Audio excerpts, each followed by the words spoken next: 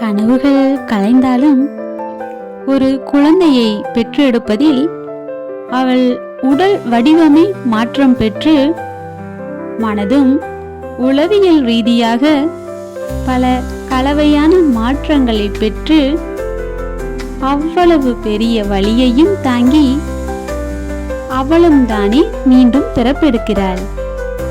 அப்படி இருக்க அவள் மீது சமூகம் காட்டும் அக்கறை கூட சம்பந்தப்பட்டவர்கள் காட்டவில்லை என்றால் எப்படி? அவர்களின் தேவை முடிந்தவுடன் அவள் தேவை முடிந்துவிட்டது என்றால் எப்படி? முதலில் இருந்த அக்கறை முடியும் வரை இல்லை என்றால் எப்படி?